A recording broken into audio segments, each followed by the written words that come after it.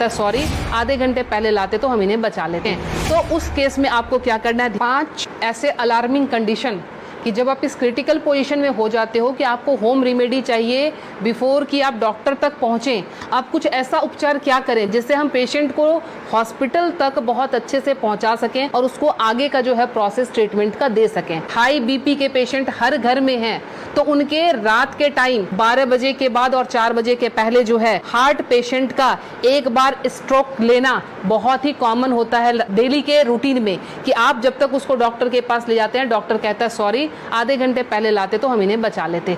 तो वो time spam आपको कैसे बढ़ाना है ताकि हम मरीज को ट्रीटमेंट दे सकें।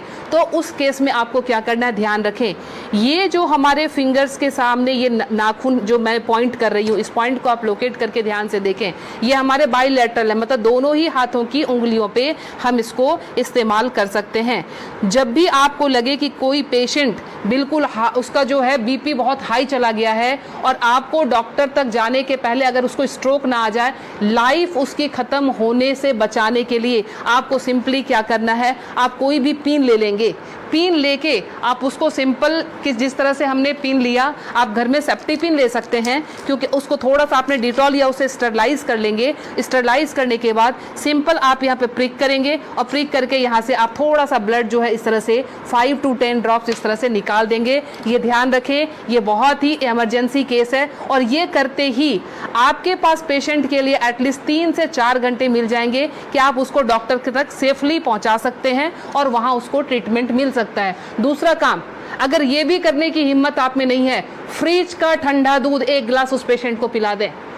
ठंडा दूध पिलाते ही आपके पास ड्यूरेशन बढ़ जाएगी, आप 2 घंटे तक हॉस्पिटल के अंदर उनको लेके आप जा सकते हैं। ध्यान रखें। दूसरी हमारी अलार्मिंग कंडीशन जो होती है वो होती है एसिडिटी की। एसिडिटी समटाइम्स इतना हाई हो जाता है कि रात को सोना मुश्किल, सीने में जलन और भारीपन, उस केस में भी लगता है जैसे हमें हार्ट की प्रॉब्लम आ रही है। उसमें क्या करेंगे, उस केस में कि हमने इस पॉइंट को, एसिडिटी के केस में आपने इस पॉइंट को लेना। पॉइंट लोकेट कैसे करेंगे, तो आपने इस तरह से अपने थंब के इस वाले पॉइंट को, फर्स्ट पोर को यहाँ से मेजर कर लेंगे, खोल के यहाँ से मेजर करके आपका जहाँ ये टच हो रहा है यहाँ से आपने इसको प्रेस करना शुरू किया। 20 to 30 टाइम्स इसको आप डीप प्रेस करेंगे।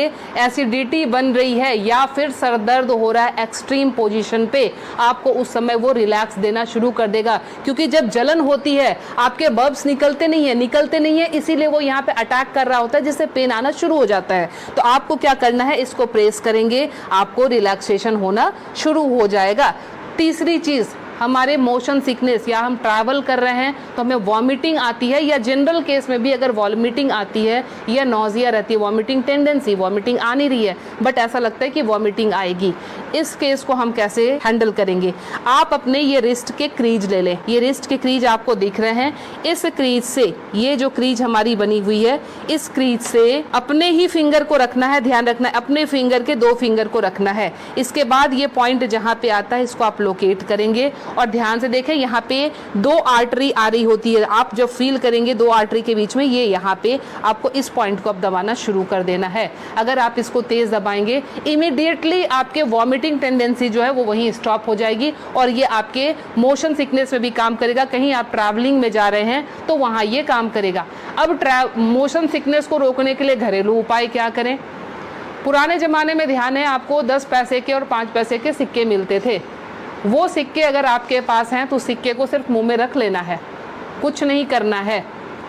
वो रख के, या पान के पत्ते, ध्यान रखें मैं पान खाने की बात नहीं कर रही हूँ, उसमें गुलकंद और वो सब मिलाने की, मैं सिर्फ कह रही हूँ पान के पत्ते, वो आप चबाते हुए चले जाएंगे, आपका मोशन सिकनेस जो है वो कंट्रोल हो जाएगा। तीसरी चीज़ जो आती है एलर्जिक अस्थमा की, मतलब एक ही आपको स्ट्रोक आया और आपके जो है बिल्कुल सांसें फूलनी शुरू हो गई, सांस नहीं आ रही है, हेवीनेस आ रही है, उस केस में आप क्या करेंगे, अपने नाक को खोलने के लिए, ताकि ब्रीदिंग आपकी एकाएक स्टार्ट हो जाए, आप अपने हाथ को लेंगे और इस तरह से नाक को सटाएंगे। नाक की टिप जो है हाथ के जिस पार्ट को टच कर रही है उसको दबाना शुरू करेंगे और ये बहुत पेनफुल होता है, ध्यान रखें। आप अपने आप भी इसको दबा नहीं पाएंगे, बहुत ज़्यादा पेन होता है। हमने पेशेंट को ऐसे किया, ये टिप जहाँ पे आया, और ये 90% पेशेंट को ये पेनफुल वैसे भी होता है। आप उठा लीजिए, अब ये यहाँ पे इनका टच हुआ था, ये जब हम दबाएंगे 90% पेशेंट को वैसे भी, क्योंकि हल्के हल्के एलर्जी की प्रॉब्लम इन दिनों महामारी बीमारी के बाद लंग्स सबके वीक हुए हैं, तो सबके जो है ये प्रॉब्लम रहती ही रहती है। लास्ट में आपको बता रही हूँ इंसोम्निया के लिए, नींद नहीं आती है उस केस में आप क्या करेंगे। नींद नहीं आने के केस में हमने क्या करना है कि ये हमारा ईयर लोब है, ये पूरा सेक्शन जो है ये ईयर लोब का है। रात को आप क्रीम या तेल लेकर इस सेक्शन की इस तरह से हल्के हल्के हाथों की मसाज देंगे। ये हल्के हल्के हाथों की मसाज देंगे, इससे आपको नींद आनी अच्छी शुरू हो जाएगी। साथ में और क्या इंक्लूड करें, हमारा जो टॉप ऑफ द हेड है, बिल्कुल सर का ऊपरी सिरा, यहाँ पे आप टैपिंग करेंगे। टैपिंग करने का मतलब हल्का हल्का आप इसको ठोकते जाएं, ये इसको वाइब्रेट करें। वाइब्रेट करने का मतलब आप यहाँ से जो है एनर्जी हमारे जा रही है नीचे, क्योंकि आपको पता है ये माउंटेन बना हुआ है, यहाँ से एनर्जी का फ्लो शुरू होता है, तो ये एनर्जी जो है पूरी जगह जाएगी और आपको बिल्कुल काम कर देगी, शांत कर देगी। तो ये 5 अलार्मिंग पॉइंट्स आपको हमेशा के लिए याद रखना है। पता नहीं आज आपने देखा, भूल गए, कल आपको जरूरत पड़ जाए, तो इसलिए आप प्लीज़ इसे सेव कर लें, अच्छे से देख लें और समझ जाएं और अपना ट्रीटमेंट एमरजेंसी केस में ज़रूर कर लें। मैं Leena Shrigyan, naturopathy and alternative therapy expert, नई दिल्ली से। मुझसे मिलने के लिए